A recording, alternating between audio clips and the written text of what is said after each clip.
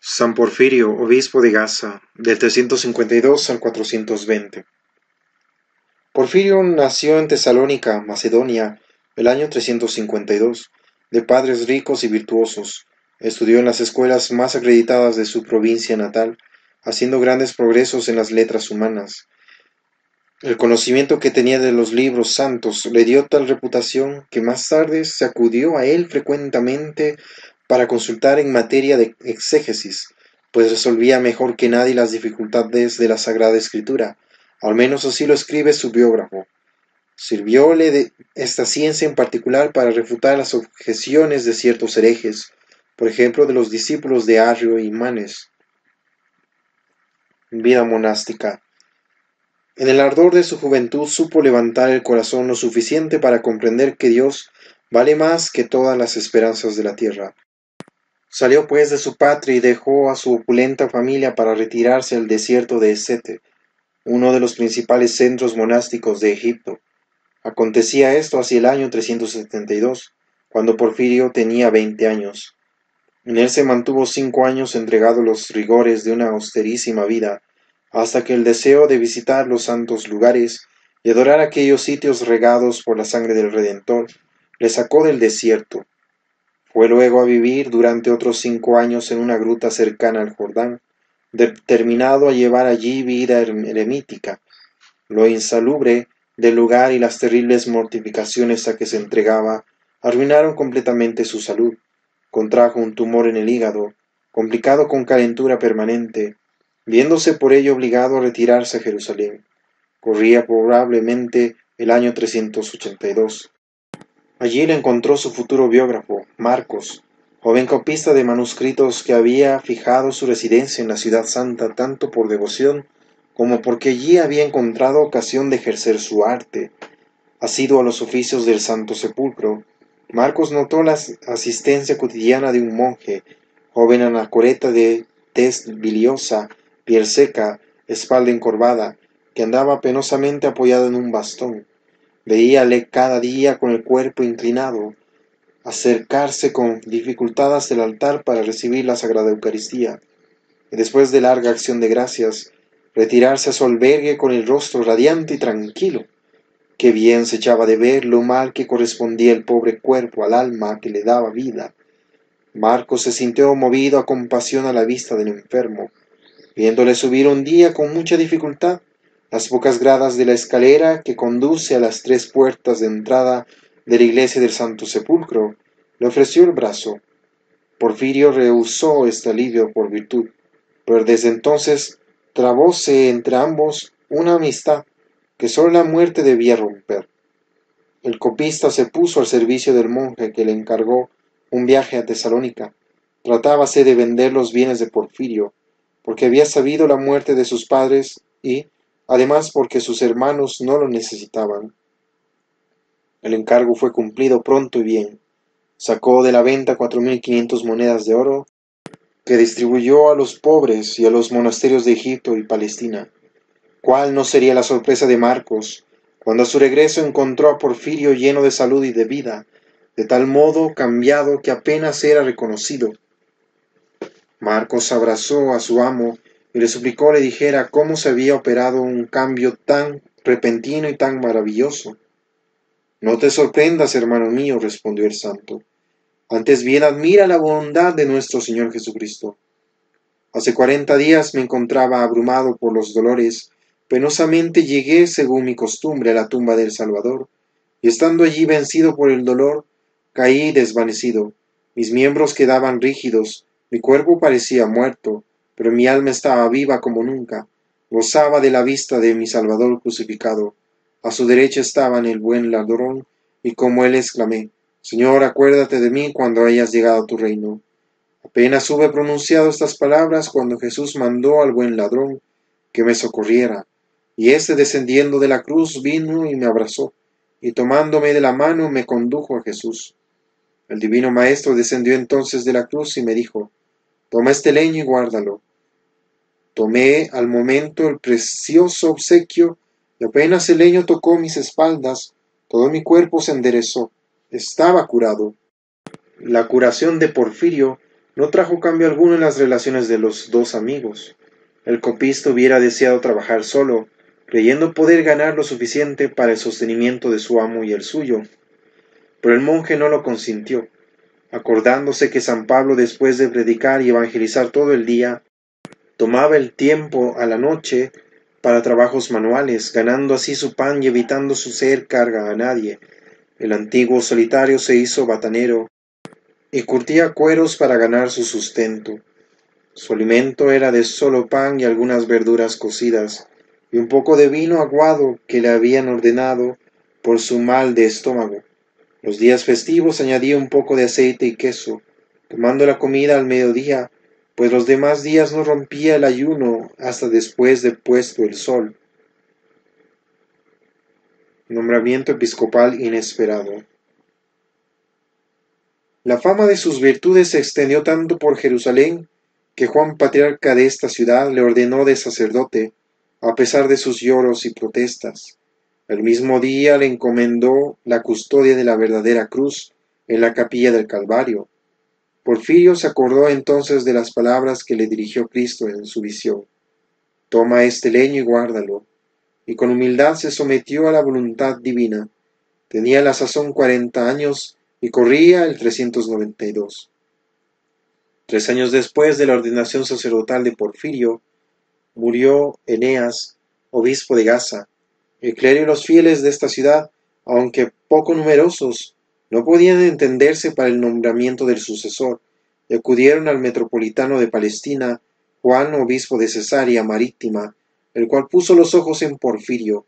Para sacar de Jerusalén al candidato, se valieron de una estratagema, una cuestión de la Sagrada Escritura para cuya solución el clero de Cesarea requería las luces de Porfirio. El obispo de Jerusalén consintió en la partida de su súbdito, a condición de que la ausencia no pasara de una semana. Apenas Porfirio supo la solicitud de que era objeto, exclamó: «Hágase la voluntad de Dios». Y dirigiéndose a sus discípulos: «Hermano Marcos, vayamos por última vez a adorar la cruz de Jesucristo en el Calvario. En mucho tiempo no lo volveremos a hacer». Cita. Marcos, extrañado de tales palabras, le pidió explicación de ellas. «Esta noche», le dijo el santo, «he visto a Jesucristo que me ha dicho: devuelve el obsequio que te entregué. Quiero darte una esposa humilde y menospreciada, pero cuya fe y piedad atraen mi amor. Es mi hermana predilecta. Cuida de adornarla con nuevas virtudes. Esto es lo que el Señor me ha dicho, y yo, que solo pensaba en expiar mis pecados, me veo obligado, según temo, a expiar los de los demás». Maestro y discípulo se postraron llorando ante el leño sagrado de la redención, encerrando luego en su relicario la santa reliquia. Porfirio llevó las llaves al obispo de Jerusalén y aquella misma tarde se puso en marcha. A pesar del cansancio del viaje, el santo interrumpió el sueño de la noche, levantándose para asistir al canto del oficio. A la mañana siguiente, al canto de las horas canónicas, siguió la misa solemne. Entonces los enviados de Gaza, que habían llegado el día anterior, rodearon a Porfirio y le llevaron a los pies de Juan, rogando al arzobispo le confiriera la consagración episcopal. Por más que Porfirio protestó de su inexperiencia e indignidad, los diputados exclamaron por 3 veces, según costumbre: «Es digno, es elegido de Dios». Cita. Temiendo desobedecer entonces a la voluntad divina, Porfirio se sometió, por más que no cesó de llorar durante toda la ceremonia. Era Gaza en aquellos tiempos ciudad muy poblada y próspera. Casi todos sus habitantes eran paganos. Los cristianos no llegaban a 300, y el clero lo constituían un sacerdote, un diácono y un ecónomo. Esta reducida comunidad cristiana poseía 3 lugares de oración, 2 iglesias extramuros de la ciudad y un santuario en el interior, que hacía de catedral. Los paganos, por el contrario, muy bien organizados, tenían en la ciudad 8 templos públicos, y en particular el templo dedicado a Júpiter Marnas, que los habitantes consideraban como el más ilustre de los santuarios del mundo. Pululaban también otros ídolos en las casas y pueblos en tal número que era imposible calcularlos. Apenas el populacho pagano tuvo noticia de que el nuevo obispo se acercaba a Gaza, puso en juego todas sus malas artes para impedirlo. Abrió anchas zanjas en la carretera, obstruyó el camino con zarzas y espinas, plantó estacadas y lo llenaron todo de barro y lodo. A su paso inflamaron sustancias infectas, y solo merced a la oscuridad de la noche, y a fuerza de paciencia y humillaciones, el obispo y su reducido séquito llegaron a la residencia episcopal. Al día siguiente, Porfirio dirigió las palabras a los cristianos perseguidos, que tuvieron gran consuelo al comprobar que Dios les había enviado un obispo santo. Marcos fue pronto promovido a la dignidad de archidiácono, es decir, de vicario general. Milagroso término de una gran sequía. Porfirio había llegado a Gaza al principio de la primavera del 395. Una gran sequía asolaba la región aquel año, presagió de hambre para el siguiente. Los paganos ofrecían víctimas sobre víctimas a su dios Marnas. Salieron en procesión fuera de la ciudad durante 7 días a un santuario que había pertenecido a los judíos, pero todo fue en vano. El cielo permaneció insensible a sus ruegos. Marnas era tan sordo como el Baal de quien se burlaba el profeta Elías. Perdidas todas las esperanzas por parte de los paganos, creyeron los cristianos que su hora había llegado. El obispo prescribió oraciones especiales, celebraron un día de rogativas y acudieron a una función en la iglesia de la ciudad. Los cristianos cantaron durante la noche 30 oraciones, seguidas de otras tantas genuflexiones. A la mañana siguiente todos salieron en procesión, precedidos de la cruz, a una iglesia extramuros de la ciudad. Hízose después una estación entre las reliquias de San Timoteo, natural de aquel país, y volvieron a la ciudad cantando himnos sagrados. Llegados a las murallas hacia las 3 de la tarde, encontraron las puertas cerradas. Los paganos creyeron que las súplicas de los cristianos no tendrían eficacia si en esa forma no les permitían terminar sus ceremonias. A pesar del cansancio de la noche y del día, los fieles prosternados de rodillas y levantando las manos al cielo, redoblaron sus súplicas al Señor. 2 horas transcurrieron así, el cielo permanecía sereno, y nada anunciaba para aquel día un cambio de tiempo. De repente el cielo se cubrió de nubes, sopló el viento con violencia y la lluvia cayó con tal abundancia que amenazaba hundir las casas construidas con adobes. Ante este milagro, 127 paganos se convirtieron.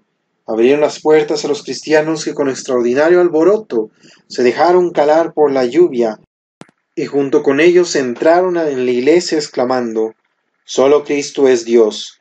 Él es el único vencedor». Sí, la cita. La lluvia duró 2 días, trayendo la fertilidad a los campos y la felicidad a las familias. Eran los primeros días del año 396. La conversión de los paganos continuó contando aún otros 35 ingresos en la iglesia cristiana durante aquel año. Prodigios y conversiones. Una mujer de noble estirpe sufría desde hacía 7 días dolores increíbles, sin que ningún médico de la ciudad pudiera librarla de ellos. La criada de aquella señora, que era cristiana, fue a hablar a Porfirio, y, al regreso a la casa de su ama, le dijo: «El obispo de los cristianos conoce un hábil médico. Si este médico os cura, ¿qué le daréis?». «Lo que quiera», dijo la familia. «¿Prometéis que no os volveréis atrás en vuestra promesa?». «Lo prometemos». «Si es así», replicó la criada levantando la voz, «ved lo que dice el obispo Porfirio». Cita: «Que Jesucristo, Hijo de Dios vivo, os dé la salud. Creed en él y viviréis». Cierra cita. Instantáneamente cesaron los dolores y la señora dio a luz un niño con toda felicidad. Conocido este hecho en la ciudad, convirtiéronse 64 personas. En otra ocasión, érase una rica maniquea llamada Julia, que había bajado de Antioquía a Gaza para propagar sus errores. Los recién convertidos, poco instruidos aún en la fe, vacilaban. El santo pastor voló al socorro de sus fieles, y para detener pronto todas las maniobras del hereje, la invitó a aceptar una controversia pública, en la que refutó todos sus errores. La maniquea, no sabiendo qué responder a los argumentos del obispo, se desató en injurias y blasfemias. Porfirio, indignado, exclamó: Dios que crea todas las cosas, que solo es eterno, sin principio ni fin, que es glorificado en la Santísima Trinidad, encadene tu lengua y cierre tu boca en castigo de tus blasfemias. Estas palabras tuvieron efecto inmediato. La maniquea, sobrecogida de un temblor nervioso, palideció de repente, desencajándosele los ojos. Estaba muda, y falleció al cabo de breve tiempo. Sin embargo, el santo quiso que se le enterrase cristianamente. Su mansedumbre, no menos que el castigo infligido a esta mujer, mantuvieron a los cristianos en su religión y aun determinaron la conversión de varios paganos. Lucha contra la idolatría. Templos cerrados. Aunque se habían promulgado numerosas leyes contra el paganismo, contra sus leyes y contra sus dioses, no se habían aplicado en Gaza y la pequeña cristiandad de esta ciudad, ante la hostilidad creciente de los paganos, pasaba días cada vez más penosos. Para poner término a esta situación, el santo envió a su discípulo a Constantinopla, y gracias a la influencia de San Juan Crisóstomo y a la intervención del chambelán, el famoso Eutropio, obtuvo del emperador Arcadio un decreto que ordenaba cerrar todos los templos de la ciudad, imponía silencio a los oráculos y confiaba la ejecución de estas órdenes a un funcionario importante. Pero el decreto se cumplió flojamente, pues el delegado imperial se dejó sobornar, permitiendo que en el santuario de Marnas se diesen oráculos en secreto. En resumidas cuentas, Porfirio solo consiguió un mediano resultado que fue casi un fracaso. Los paganos se dieron cuenta de ello, y por lo mismo sus vejaciones contra los cristianos fueron tan violentas y tan continuas que el obispo pensó en retirarse. Echóse a los pies del metropolitano de Cesarea, declarándose indigno del episcopado, adelantando que él era la única causa de todas las desgracias de su pueblo, y presentó la dimisión. El metropolitano, conmovido ante tan gran dolor, abrazó afectuosamente al santo, sin permitirle, sin embargo, abandonar Surgrey. Entonces Porfirio dio a entender al arzobispo que los paganos de Gaza permanecerían siempre aferrados a su culto, mientras vieran sus santuarios en pie, siendo necesario para extirpar la idolatría de su diócesis, destruir los templos paganos, reemplazándolos por iglesias cristianas. Mas para ello se necesitaba la autorización del emperador. Los dos obispos convinieron en ir a Constantinopla para visitar a Arcadio, haciéndose a la vela el 25 de septiembre del año 431. A su paso por Rodas, no dejaron de visitar al monje Procopio, renombrado por su santidad, el cual les predijo el feliz éxito de su misión. San Juan Crisóstomo no tenía entonces en la corte ningún ascendiente, y los dos obispos se dirigieron a la emperatriz Eudoxia. Ésta los recibió al día siguiente de su llegada, encargándose de obtener de su marido orden de destrucción de los templos de Gaza. El asunto no era tan fácil de resolver, pues los paganos de Gaza pagaban generosamente el impuesto, y el emperador temía con razón descontentarlos. Pero como Arcadio no sabía negar nada a su esposa, y como ésta tuvo la suerte, mientras duraban estas negociaciones, de dar a luz un hijo esperado desde largo tiempo, Porfirio vio por fin despachada favorablemente su petición. Eudaxia misma preparó una escena y el emperador fue o fingió ser la víctima. El día del bautizo de Teodosio, hijo del emperador, la petición de Porfirio fue presentada al tierno infante, el cual dijo que sí con la cabeza, movida por la mano del cortesano que le llevaba. El emperador se dio cuenta cabal del todo, pero se contentó con decir: dura es la petición, empero duro sería de negarla. Al fin es el primer decreto de nuestro hijo. Cierra cita. El triunfo, la muerte. El 18 de abril del 462, los obispos, colmados de regalos, abandonaron la capital y regresaron a Palestina. Durante la travesía, Porfirio apaciguó una violenta tempestad, prodigio que contribuyó a que el piloto, que era arriano, se convirtiera en la religión católica. Llegados a Guayumas, puerto de Gaza, los cristianos, que allí eran mi mayoría, salieron en procesión a recibirle. Luego se dirigieron a Gaza, yendo la cruz al frente del cortejo. En el trayecto Una estatua de Venus cayó de su pedestal sobre dos paganos que hacían mofa de la procesión. Algunos días más tarde, se dio lectura al edicto imperial que ordenaba la destrucción de los templos, empezando la demolición bajo la protección de las tropas. Las estatuas fueron derribadas, los libros mágicos echados al fuego, los templos demolidos, a excepción del santuario de Marnas.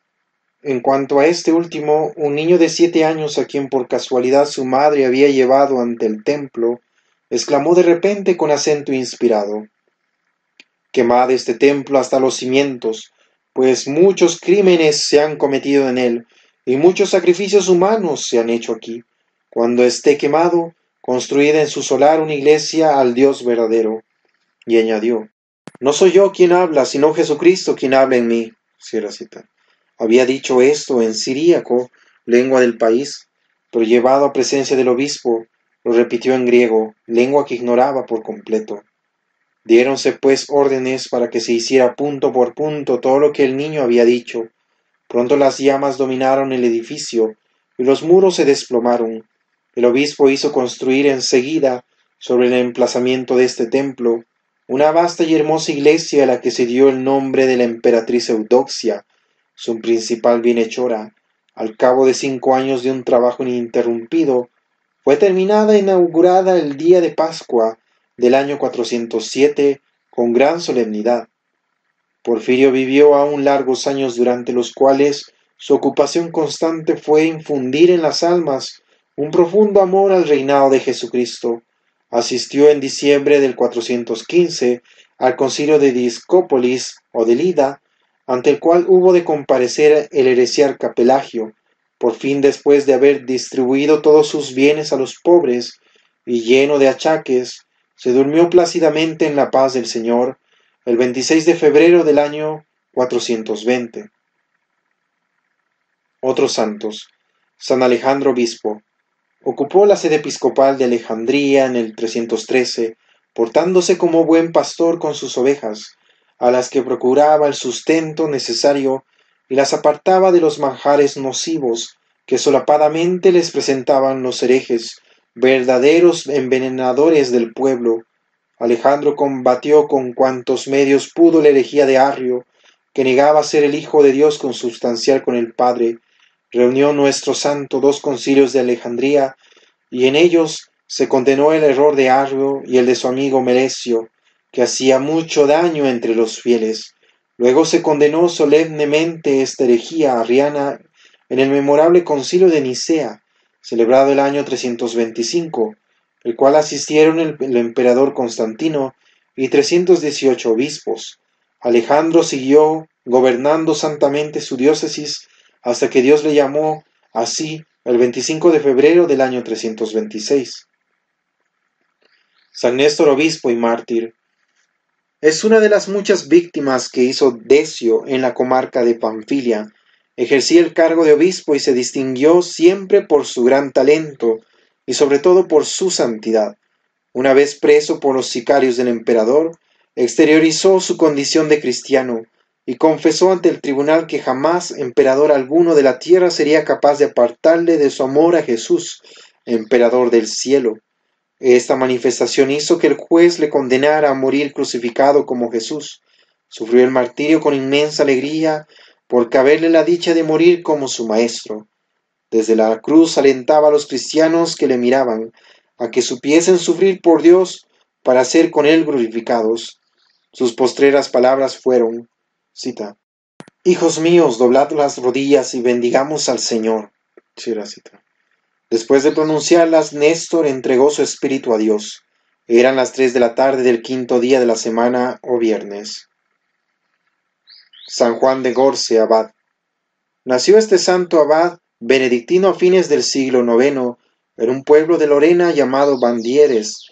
Aunque hijo de ricos labradores, tomó Jeriza al campo y dióse a peregrinar contra la voluntad de su padre en busca de la sabiduría. Pasó de una escuela a otra sin hallar los maestros que deseaba. Muerto su padre, volvió al campo y reveló su gran talento organizador. Pronto volvió a sentir añoranza de los libros y tuvo ocasión de tratar con monjes, de modo que empezó a sentirse inclinado